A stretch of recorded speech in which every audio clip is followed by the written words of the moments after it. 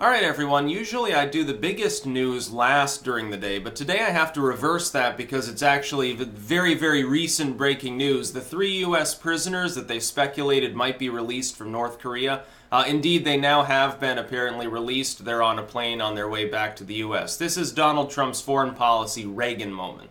Therefore, it significantly ups the Republicans' likely approval here on out, because the Republicans, really, the whole party, it's not just Trump, it certainly affects him. He'll be above 45% approval within a week, probably, because of this. He's already around 44. That's the sweet spot. That's where he needs to be. Might rise up towards 50. You'd be surprised. Foreign policy is not something the Republicans over some years have really been looked at as good on. Mostly they're looked at as they will do a ground invasion while the Democrats will just do a drone war. And so basically it's two pro-war, very jingoistic movements. Trump has just basically torn that up. And I think with Bolton's appointment and others, I think what Trump's been doing is trying to scare people by looking like he's about to go to war rather than actually planning one.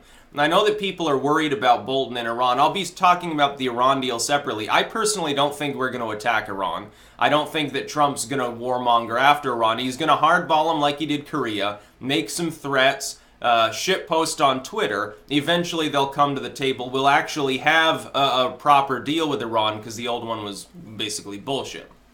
Obama didn't understand diplomacy. He was very poor on foreign policy. He was better on domestic policy, arguably, than he was a foreign policy president. He kept the Iraq War going for years.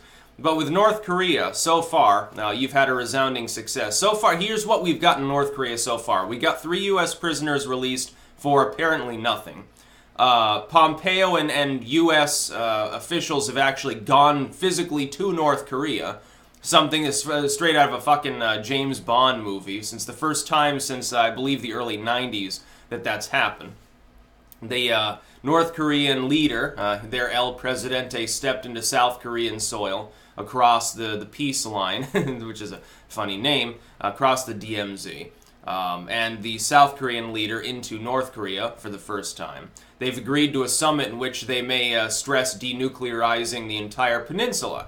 This has all been accomplished while supposedly Trump's foreign policy was a total mess. But Trump's foreign policy, as far as Asian politics goes, makes perfect sense. I figured that the prisoners would probably be released, but of course at the time it just sounded like they had been brought to a hotel to be stuffed full of good food because they were probably a little bit anemic. They're like, oh, we want you to look good for the cameras. You need to gain 10 pounds the next week. Sorry about this, but you're going to be eating pure lard. So they've been released, and it's a good moment. It'll be difficult. It'll be harder for the CNNs and MSNBCs and BuzzFeeds to spin this as a bad thing. What they'll probably try to do is just say, well, ultimately it was the South Koreans that did this. Trump didn't do anything. Yeah, threatening to nuke other people and then extending a hand of friendship has never worked in the past. This is a lot like when Ronald Reagan was first elected and a bunch of hostages were released in Iran. It's very similar. And it's a little bit like the follow-up after the Jimmy Carter era. Jimmy Carter, again, similar to Obama in a number of ways, although Jimmy Carter never started a drone war. Jimmy Carter didn't know anything about, really, foreign policy. He was perceived of as weak. He was too nice to conduct foreign policy with the Middle East, or really with anyone outside of Europe and the Americas, for the most part. He was a weak leader when it came to foreign policy. Now, ultimately, I think Jimmy Carter's an intelligent Democrat. I actually like the guy pretty well. But he was shit on foreign policy. Obama's very similar. He took up a Jimmy Carter approach, and it prevented him from rising above that mediocre popularity that he stayed at for most of his presidency. You have to realize Trump's approval right now is about as good or a little better than Obama's was at the same period of time. Trust me, he's doing just fine. Despite, having the entire media constantly gunning for him. Trump is a little bit like Ronald Reagan. He really is on the foreign policy side. Maybe not domestic. For one thing, he's actually a fiscal conservative, or so it seems. He gives one big round of tax cuts, now might do another, while ripping apart regulation after regulation and simply not allowing the bureaucracies to do anything. That's actually more conservative fiscally than Ronald Reagan, which could be why the economy's doing okay right now. So yes, Trump just got another major victory. This time not economic. He's had 2 major domestic victories. you've got to look at tax cuts on the one hand, and all of these jobs. Unemployment, I would say, is the big marker. Below 4%, haven't seen that since, what was it, 2000 or some crazy date.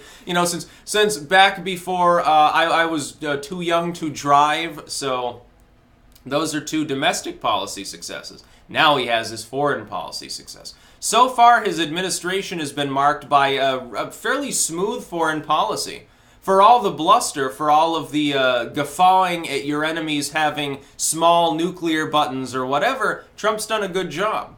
People need to give him credit for that. Yeah, the left is gonna be the left will be looking a little bit odd after, I think, more foreign policy successes, including probably in Iran. Yeah, he'll probably be successful there. Fuck the nuclear deal. It wasn't doing anything anyway. I don't believe Iran actually wants nukes, but Trump wants money from them or draw them into the West or something. We'll see what happens there. And again, my theory is that initially Trump, and he was very visible in doing this. He sent Kushner off to do this. Visibly, for the first few months of his presidency, Trump, I think, wanted to solve the Israel-Palestine conflict. He then realized that the GOP would probably want to impeach him if he ever created peace there, because it's really good for the weapons stocks. It's really good for the weapons firms when Israel and Palestine fire rockets at one another. So it's good for the United States economy. So they warned him off of doing that. And then Netanyahu said, "Well, we don't want peace anyway because we gotta justify those huge grants you give us somehow.